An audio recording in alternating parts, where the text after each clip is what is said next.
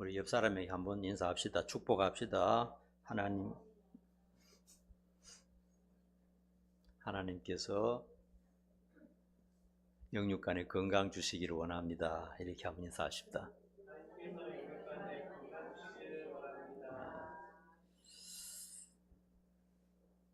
오늘은 하나님의 자녀, 하나님의 상속자 이런 제목이 되겠습니다. 엄청난 내용입니다. 아주 중요한 내용입니다. 오늘 말씀은 성도들의 영원한 목적과 비전에 대한 말씀이 되겠습니다. 우리가 예수를 믿고 교회 생활하고 끝까지 신앙생활을 유지하는 궁극적인 목적은 바로 영원한 하나님의 자녀이며 그로 인한 하나님의 영원한 상속자이기 때문인 것입니다. 이러한 분명한 목적을 가지지 않고 신앙생활 한다면 신앙생활 역시 다른 종교와 다를 바가 없을 것입니다. 대부분의 종교에서 가장 중요하게 생각하는 것이 무엇입니까? 이 세상에서 잘 되는 것입니다. 그것이 이 세상의 모든 종교의 목적입니다. 조금 더 고상한 종교가 있다면 선행을 베풀고 사람들을 돕고 좋은 일 하면서 사는 것, 이 정도가 될 것입니다. 물론 기독교에도 건강이나 물질이나 직장이나 좋은 가정을 위해서 노력하고 기도하는 것이 성경적이고 맞습니다. 저도 매일 성도들을 위해서 기도할 때 첫 번째는 신앙이죠. 신앙이 잘 되고 구원의 확신이 있기를 바라는 기도드리고 그 다음에 직장 문제, 건강 문제, 가정의 평안 문제 이런 문제도 다 함께 기도합니다. 그러나 가장 중요한 것은 영혼이 구원받고 또 확실한 하나님의 자녀로서 자리매김하는 것, 이것이 되어야 하는 것입니다. 이것이 제대로 되지 않고 세상에서 아무리 부귀영화 좋은 것 가졌다 할지라도 아무것도 아닌 것입니다. 또한 기독교에서도 선행을 베풀고 좋은 일 하면서 사는 것, 이것은 주님께서 명령하신 필수적인 사명이기도 합니다. 가능하면 좋은 일하고 베풀면서 사는 그런 성도들이 되어야 하겠습니다. 그러나 그런 것이 기독교의 목적은 아니에요. 진짜 기독교의 중요한 궁극적인 목적은 영생을 얻어 영원한 하나님의 자녀가 되고 또 그 풍부한 하나님의 모든 것을 상속받는 상속자가 되는 것, 이것이 우리의 목적인 줄 분명히 믿습니다. 오늘 본문은 그것을 분명하게 가르쳐주고 있습니다. 첫 번째로 육신대로 살지 말고 영으로서 몸의 행수를 죽이라. 한번 따라 합시다. 육신대로 살지 말고 영으로 몸의 행실을 죽이라. 몸의 행실을 죽이라. 죽이라는 것은 엄청난 것이잖아요. 12절, 13절 한번 우리 본문 다시 한번 읽어보도록 하십시다. 같이 읽습니다. 시작. 그러므로 형제들아 우리가 빚진 자로 돼 육신에게 져서 육신대로 살 것이 아니니라. 너희가 육신대로 살면 반드시 죽을 것이라되 영으로서 몸의 행실을 죽이면 살리니. 하나님의 말씀을 우리가 분명히 알아듣고 마음에 새겨야 됩니다. 취사 선택하면 안 됩니다. 내가 좋아하는 말씀은 선택하고 내가 마음에 들지 않는 것은 잊어버리는 그런 태도를 가지면 안 되겠어요. 그것이 바로 이단인 것입니다. 유광수 다락방 2단이 있습니다. PD 수첩에 나온 걸 제가 영상이 떠서 봤습니다. 마침 잘 본 것 같아요. 제가 다른 예화를 준비를 했었는데 이 PD 수첩을 보고 이것을 사용해야 되겠다 해서 제가 그것을 봤습니다. 여러분이 시간 나면 한번 꼭 보시기 바랍니다. 유튜브 보면 유광수 다락방 치면 바로 나옵니다. 이런 건 꼭 보셔야 돼요. 그래야 마귀의 유혹에 넘어가지 않습니다. 유광수라는 사람이요, 아마 우리 총신 때 출신인 것 같아요. 정확하게 모르겠는데 우리 학교 다닐 때부터 있었는지 모르겠어요. 여러분, 이단은 다 비슷합니다. 결과가 꼬리가 밟히게 되는데 사람들이 쉽게 유혹받을 수 있도록 미사역으로 꾸미는데 세월이 지나면 그 거짓이 드러나게 돼 있어요. 우리 교단에서는 유광수 다락방을 이미 2단으로 찍어서 못 가게 합니다.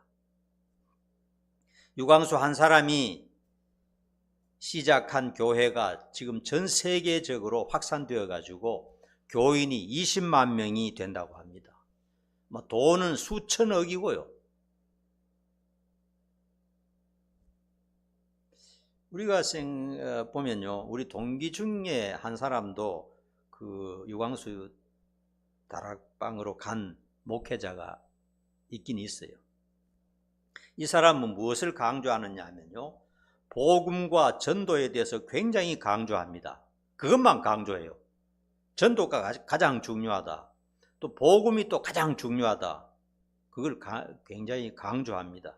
물론 우리 일반 교회도 마찬가지인데 그들이 강조하는 이유는 우리와 조금 다른 것을 볼 수 있습니다.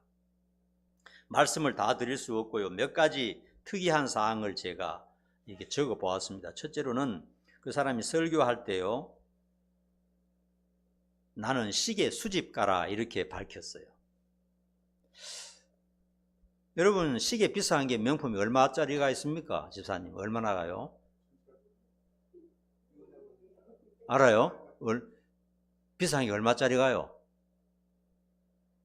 몰라요. 저도 한 스위스 제가 1,000만 원, 2천만 원 간다는 소리는 들었어요. 그 정도 갑니까? 그런데 이 사람이 차고 있는 것은요, 그 정도가 아니에요. 1억 3천, 1억 4천 그렇대요. 시계 하나가. 아이고 세상에. 근데 설교단에서 하는 말이 뭐냐면 싱글싱글 웃으면서, 어떤 사람은 그림 수집하잖아요. 저는 시계를 수집합니다. 그렇게 해서 그 전문가가 말하는데 그 사람이 예배 시간마다 시계를 바꿔서 끼고 나오는데 그 시계 전문가가 하는 말이 한 개에 1억 3천에서 1억 5천의 시가가 가는데 쭉 봤을 때 최소한 8억 이상의 시계를 가지고 있다. 이렇게 말하는 것을 들었어요. 그리고 최고급 벤츠 차를 여러 대 소유하고 있어요. 수십억의 건물들을 자기 이름으로 전국에 소유하고 있는데 밝혀진 것만 수십억이고 밝혀지지 않는 것이 얼마나 더 있을지 몰라요. 그리고 특이한 것은요, 성적 범죄에 대해서 공공연히 그 죄를 저지르면서 죄로 인식하지 않는다는 겁니다. 아예 그들의 교리에는요, 성적 범죄를 죄로 인식하지 않아요. 그리고 목사들이 부끄러운 얘기입니다만은 함께 모여서 우리 회식하러 가자 할 때는 룸사롱에 가서 양주를 마신다는 거예요. 수백만 원씩 들어가지고요. 그리고 세상 사람들 앞에 교회 목사라는 말을 못 하잖아요. 그들이 범죄를 저지르니까요. 교회를 공장이라 그래요. 공장. 교회를 공장이라 그러고 목사의 호칭을 사장, 박사, 부장 이런 식으로 부르는 거예요. 그리고 온갖 범죄를 조폭처럼 저지른다 하는 것이 탈퇴한 사람들의 증언을 통해서 드러나게 되었습니다. 그 외에도 여러 가지가 있는데 한번 시간 내서 한번 꼭 보시기 바랍니다. 이단이 얼마나 무서운 것인지요. 그래도 그 교회에 다니는 사람이 수십만 명입니다.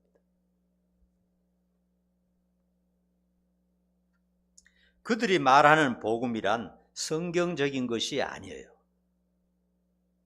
지난번에도 말씀드렸듯이 어떤 죄를 지어도 모든 죄를 다 용서받았기 때문에 죄 짓고 난 다음에도 마음이 편안해야 된다는 거예요.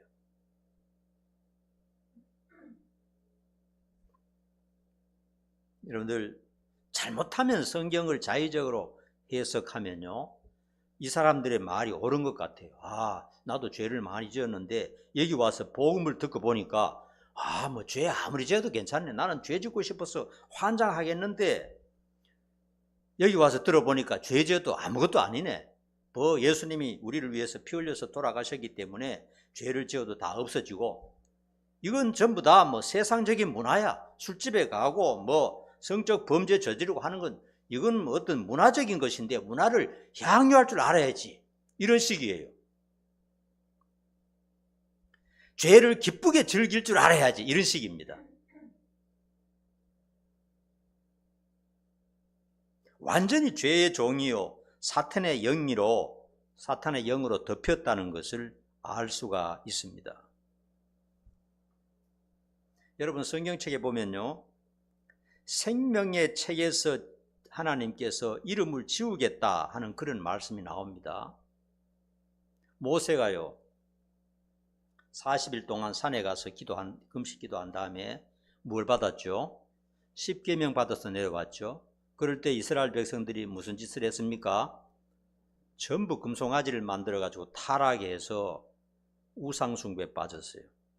그때 모세가 십계명판, 하나님께서 직접 써서 주신 얼마나 귀한 그 십계명입니까? 그걸 집어 던져 깨버렸어요. 십계명 필요 없다. 타락한 백성들이 무슨 계명이냐 깨버리고 그들에게 책망하고 많은 사람을 죄책을 물었죠. 그 다음에 모세가 다시 시내산에 올라가서 하나님 앞에 다시 금식 기도하기 시작했습니다. 하면서 하나님, 이 백성을 용서하지 않으시려면 제 이름을 생명책에서 지워주시기 바랍니다. 다시 말하면 지옥으로 보내주십시오, 이 말입니다. 생명책에서 지운다는 것은, 하나님의 생명책에서 삭제된다는 것은 지옥으로 간다는 뜻입니다. 죽은 다음에 영원한 지옥으로 떨어진다는 것입니다. 그러니까 하나님께서 말씀하셨어요. 아니야, 그렇게 되는 게 아니고 내 앞에서 죄짓고 내 말에 불순종하는 자가 생명책에서 지워지리라, 이렇게 분명히 말씀하셨어요. 그리고 요한계시록이나 복음서에 들어와서 볼 때도 그런 내용이 있습니다. 여러분, 우리가 잘못하면요, 한 번 구원받고 예수님을 고백하면 아무리 못된 짓을 해도 그냥 괜찮다 하는 이 사탄의 유혹에 넘어가서 생명책에서 지워지는 일이 있을 수 있다는 사실을 분명히 알아야 되는 것입니다.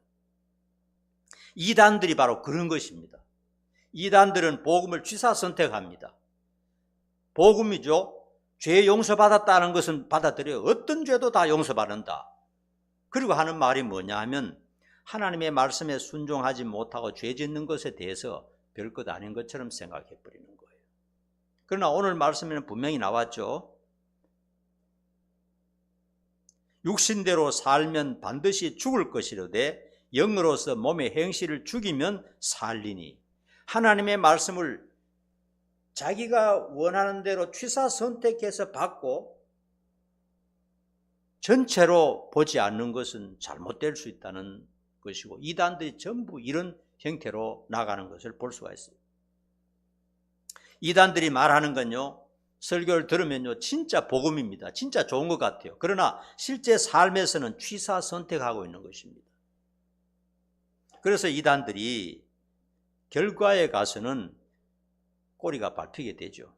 처음에는 그렇게 거짓된 모습으로 살아도 넘어가는데 세월이 지나가면서 거기에 엄청난 피해를 본 사람들이 이제 그걸 알고 드러내기 때문에 이 세상에 드러나서 이단으로 찍히게 되는 것입니다.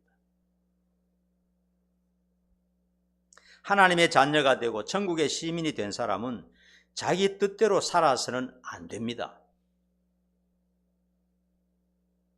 천국 시민의 법이 있고요, 하나님께서 삶의 중요한 방식을 정해 주신 것입니다.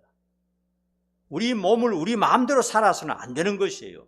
하나님께서 어떻게 살아야 될 것을 하나님께서 정해 주시는 겁니다. 우리 마음대로 살아서는 안 되는 것입니다. 마음대로 살면 죽음을 맞이하게 된다고 말씀하셨습니다. 우리 육신대로 산다는 것이 무엇입니까? 죄의 욕망, 세상의 탐욕대로 사는 것인데 그렇게 살아서는 안 되고 성령의 명령에 따라야 한다 하는 것을 말씀하고 있어요. 여러분, 성령님이 어떤 영입니까? 성령님은 하나님의 영이고 생명의 영이고 예수님의 영 아닙니까? 그 영이 우리 속에 계시면요, 죄를 지으면, 물론 우리가 죄를 지을 수 있어요. 죄를 지으면 양심의 가책이 되는 것이 정상입니다. 마음이 아프고 괴롭고 신경성 병이 걸리고 스트레스가 쌓이고 그게 정상이에요. 그렇게 해서 진짜 복음을 통해서 눈물로 회개하고 난 다음에 용서의 확신이 왔을 때 다시 힘을 낼 수 있는 것이지, 죄를 지어놓고도 이거는 무난하다, 이건 참 인간이 누릴 수 있는 것인데 이거 죄를 지었다고 해서 움츠려 살면 안 돼, 그게 복음이 아니야, 이렇게 한다면 그 성령이 없는 사람이고 그 사람 속에는 악령이 있는 사람입니다. 우리에게 성령이 계신다면 하나님 말씀대로 살지 않으면요, 양심의 가책이 됩니다. 그리고 기쁨이 싹 없어져요. 특별한 것은 없는데 기쁨이 없어져요. 살 맛이 안 납니다. 그리고 우울증도 오고요. 너무나 삶이 괴롭습니다. 죄를 짓게 되면 그래요. 그리고 하나님이 하라는 것 명령에 순종하지 않으면 그런 현상이 생기게 되는 것이에요.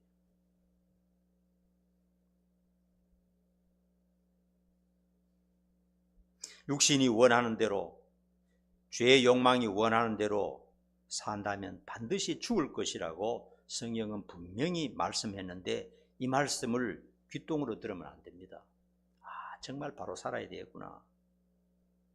영으로서 몸의 행실을 죽이면 살게 될 것이라고 오늘 분명하게 말씀하고 있습니다.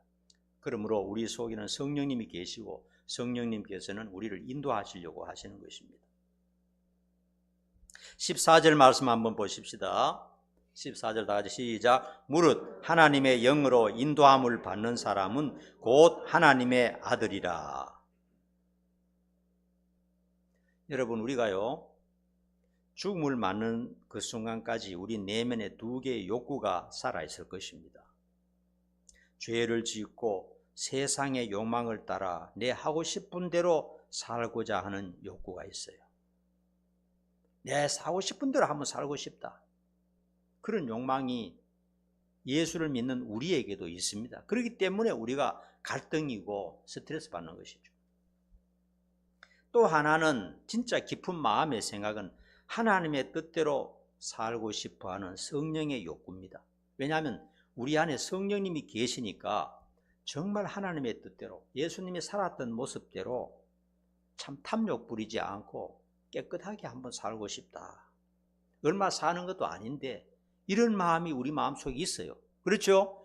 두 가지의 욕구가 우리 속에 있습니다. 그래서 육신의 생각이 강해질 때는 자꾸 세상적으로 가려고 하고, 영의 성령의 욕구가 강해질 때는 자꾸 하나님 쪽으로 가려고 하는 그런 마음이 우리 속에 두 개가 죽을 때까지 존재할 것이라는 것입니다.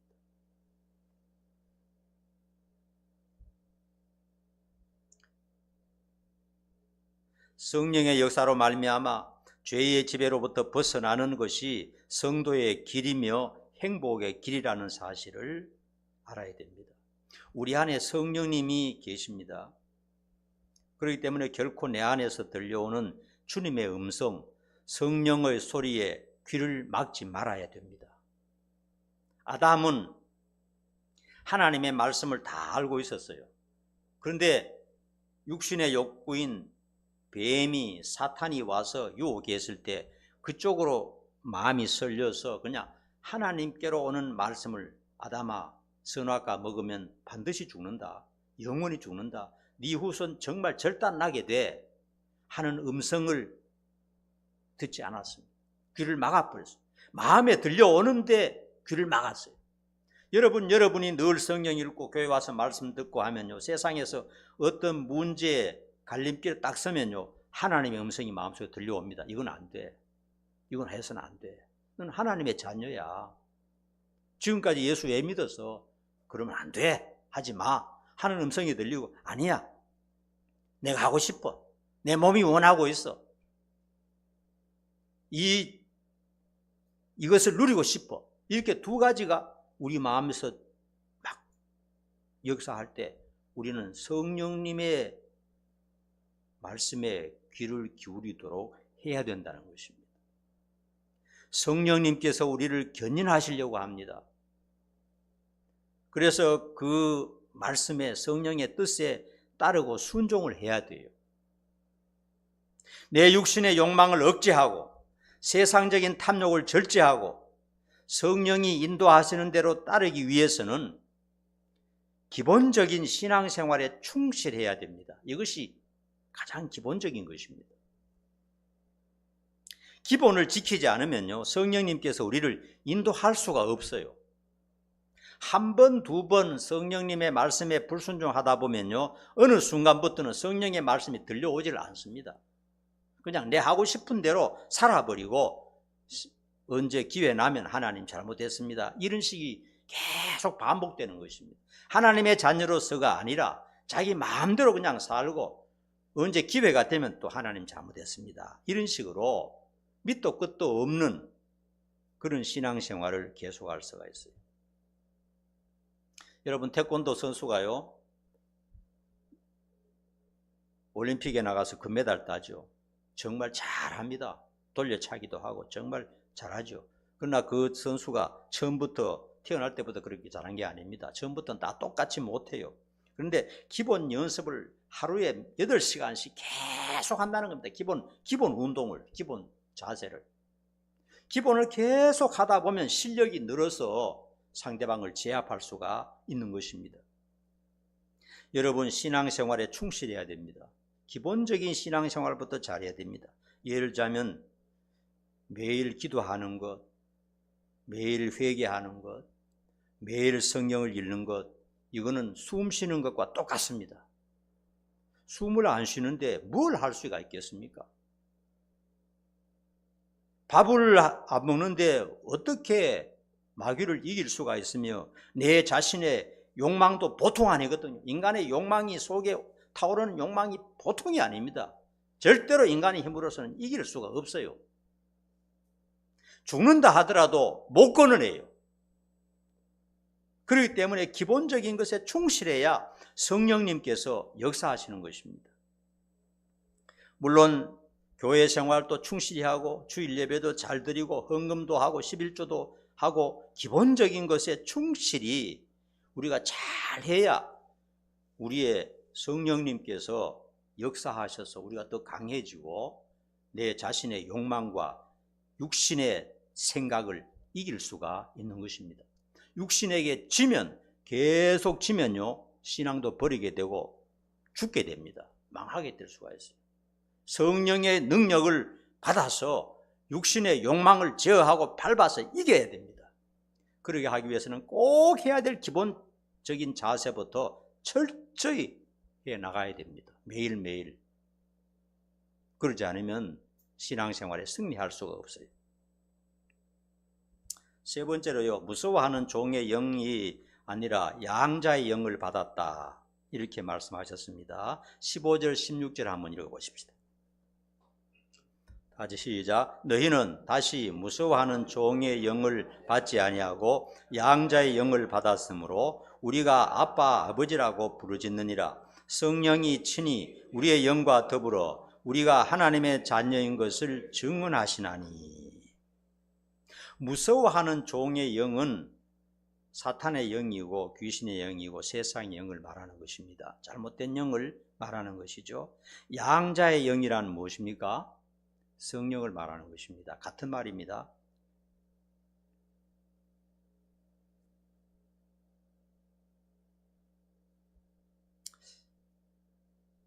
무서워하는 종의 영에 대해서 한번 생각해 봅시다. 세상의 영, 사탄의 영, 죽음의 영, 이런 어떤 악령을 가지고 있는 사람에 대해서 우리가 한번 예를 한번 들어봅시다. 첫째로는요, 범죄자들은요, 경찰을 보면 도망칩니다. 그리고 따라오는 사람이 없어도 괜히 불안하고 무서워요. 범죄자들은. 범죄하고 도망다니고 숨어다니는 사람은요, 하루도 마음 편할 날이 없어요. 죄 지은 사람들은. 그렇기 때문에 편안하게 살고 싶으면 죄를 짓지 말아야 돼요. 영적으로도 마찬가지입니다. 영적으로도 하나님 앞에 죄를 짓고 양심에 가책되는 일을 하면요, 괜히 자꾸 무섭고 두렵고 불안에 떨게 됩니다. 그리고 또 무서워하는 종의 영을 받으면 어떻게 되느냐?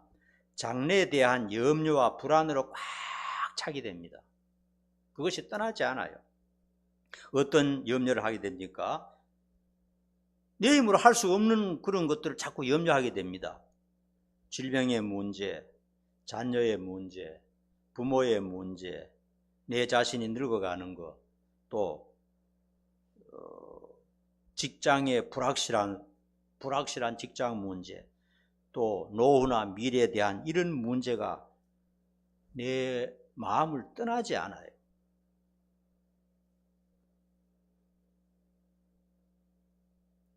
인생이라고 말하면요, 어디에도 안전한 곳은 없으며 확신도 없는 것이 사실 인생입니다. 내일 어떻게 될지, 한 시간 후에 어떻게 될지 모르는 것이 인생이잖아요. 그렇기 때문에 염려와 불안이 있을 수밖에 없어요. 세상의 영을 가지고 있는 사람은 그렇다는 얘기입니다. 그 다음에 또 세상의 영을 받은 사람은요, 진짜 두려운 것은 뭐냐? 시시각각 다가오는 죽음의 그림자입니다. 죽음에 대해서 한번 생각해 보면요, 모든 것이 공포고 절망입니다. 인간은 살다가 반드시 한 번은 죽게 되잖아요. 그런데 언제 어떻게 막을 내릴지 두렵기만 하는 것입니다. 사고나 질병이나 자살 중에 한 가지로 불행한 끝을 맺을 수밖에 없는 것이 인생의 운명입니다. 모든 사람은 그 사실을 다 알고 있어요. 바로 무서움의 영이란 귀신의 영이고 사단의 영인데, 그것을 받은 사람은 이런 두려움에 사로잡힐 수밖에 없다 하는 것입니다. 그것을 이기기 위해서 어떤 사람은 술도 마셔보고, 어떤 사람은 도박도 해보고, 어떤 사람은 죄도 지어보고, 어떤 사람은 스포츠 할 때 가서 스트레스도 좀 날려보고, 하지만은 마음 깊은 곳에서는 종의 영을 받은 사람, 무서워하는 종의 영을 받은 사람은 결국은 두려움에 떨 수밖에 없다 하는 것입니다. 인간의 운명이 참담한 것이니까요. 성도들은 세상의 영을 받지 않고 무슨 영을 받았다 그랬죠? 양자의 영을 받았다 그랬습니다. 양자의 영은 무슨 영이죠? 성령을 말합니다. 여러분, 우리는 원래 하나님의 자녀가 아닙니다. 하나님의 자녀가 아닌데 양자로 입양이 된 겁니다. 이것을 우리가 알아야 됩니다.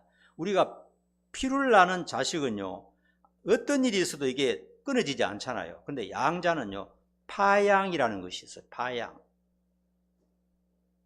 자식이 그냥 부모를 떠나서 사라져버리고 부모에게 그냥 칼 들고 대든다, 이렇게 하면 파양이 돼버려요. 그런 수가 있다는 사실을 꼭 알아야 됩니다. 여러분, 성령은 어떤 영입니까? 세상에 두려워하는 영과는 반대되는 것이죠. 성령은 기쁨의 영입니다. 성령은 평안의 영입니다. 평안을 줍니다. 성령은 자유함의 영입니다. 성령은 행복의 영입니다. 성령이 충만할 때, 우리가 성령님에게 순종하고 성령님을 기쁘게 하고 성령님과 동행할 때 이런 것이 우리 마음에 와요. 불안함과 두려움과 미래에 대한 공포, 죽음에 대한 두려움, 이런 것이 아니고 기쁨이 옵니다. 성령님이 충만하면 기쁨이 오고, 성령님이 충만하면 평안이 오고, 성령님이 충만하면 자유함이 있고, 성령이 충만하면 행복한 마음이 생긴다는 것을 말씀하고 있습니다. 왜 그렇습니까? 왜 성령의 영이 이렇게 행복을 줍니까? 첫째로는 성령을 받은 사람은요, 하나님을 아버지라 부르는 것입니다.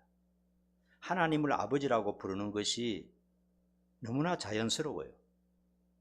그 이유는 내 안에 계신 성령님께서 너 하나님의 아들이 됐다, 하나님을 아버지라고 불러봐라, 자꾸 성령님께서 부추기기 때문에 그래요.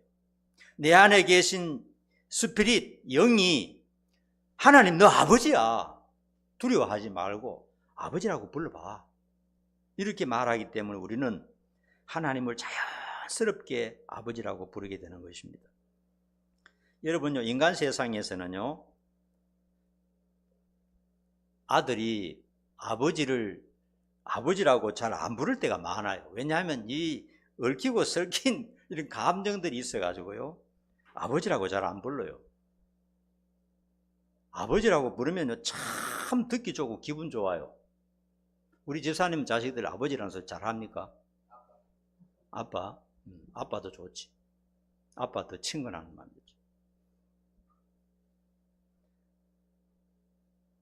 이 세상에서는 부모와 자식 간에도 이 감정으로 막 이래 있기 때문에 아버지라는 말 잘 안 부르고 아버지 한번 부르기가 힘들어요.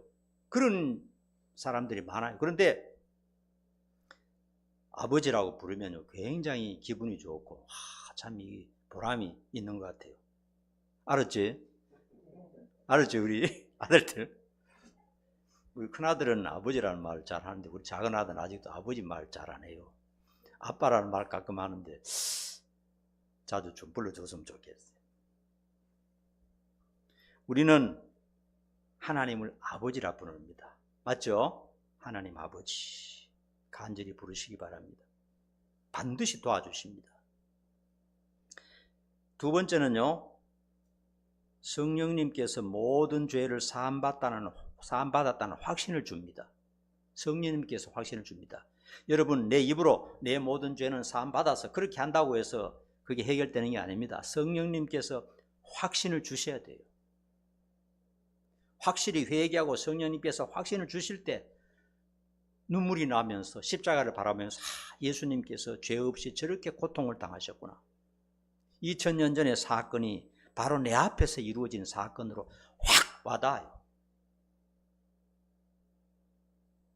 십자가 앞에서 기도할 때 십자가에서 피가 떨어지는 그런 느낌을 받을 수가 있는 것입니다. 하나님의 은혜와 예수님의 공로 때문에 모든 죄에서 자유를 얻었으니 기쁘고 감사합니다, 이런 말을 하게 되는 것입니다. 그 다음에 죽지 않고 영생할 것을 믿게 됩니다. 성령님이 확신이 있으면 나는 죽어도 다시 살고 죽는 게 두렵지 않아. 왜냐하면 죽어도 다시 살 거니까. 여러분, 수술할 때 마취하면 죽잖아요. 그런데 깨어나면 다시 사니까 그와 똑같은 겁니다. 인간의 불행이 뭡니까? 죄와 사망과 그리고 그 다음에 따라오는 지옥이 있기 때문에 불행한 것 아닙니까? 여러분, 인생이 그게 없으면 불행이 없잖아요. 그런데 이 세상형, 죽음의 영을 받은 사람은 죄와 사망과 지옥이 꼭 그 사람에게 임하게 됩니다. 반드시 임하게 되고 이 세상에서도 그 안에서 살게 되고 죽은 다음에도 영원한 지옥 불구덩이 속에서 영원토록 고통을 당하게 되는 것입니다. 이게 성경이 우리에게 가르쳐 주는 것입니다. 그런데 성령을 받은 사람은, 하나님의 자녀들은 이 모든 것이 제거되었고, 그래서 성령님께서 그 확실하게 그것을 알려주시기 때문에 마음이 편안하고 행복한 것입니다. 그런데 말이죠, 여러분 잘 들어야 될 것은, 우리가 만일 죄에 빠지고 죄의 습관에 빠져 있다면, 그리고 성령을 거스르고 있다면 기쁨과 평안과 확신이 없어져 버려요. 그걸 알아야 됩니다. 예수 믿는데도 불구하고 기쁨이 없어요. 성령이 기쁨을 주실 수 없습니다. 평안도 없고 확신도 없어요. 그냥 세상 영을 받은 사람처럼 그렇게 되는 것입니다. 심지어 어디까지 가느냐? 자꾸 성령의 말씀에 거스리고 죄에 빠져서 습관에 빠지다 보면요, 구원에 대한 믿음까지 흔들릴 수 있어요. 한편으로는 구원받은 것 같은데 한편으로는 구원이 과연 있을까? 내가 이런 짓을 하는데 구원받을 수 있을까? 그래서 믿음 자체가 흔들려 버리는 수가 있다는 겁니다. 그러므로 성령의 인도함을 따라서 자꾸 바르게 살고 기본을 지키면서 바르게 살고 올바르게 살려고 최선을 다해야 되는 것입니다. 그렇지 않고 이단처럼 죄를 지어놓고도 복음이 뭐냐? 어떤 일을 해도 우리는 평안해. 이거는 마귀의 영을 받은 사람이에요. 그 다음에 마지막으로요, 하나님의 상속자라는 말씀을 하셨습니다. 17절 말씀 보십시다. 17절 시작. 자녀이면 또한 상속자 곧 하나님의 상속자요 그리스도와 함께한 상속자니 우리가 그와 함께 영광을 받기 위하여 고난도 함께 받아야 할 것이니라.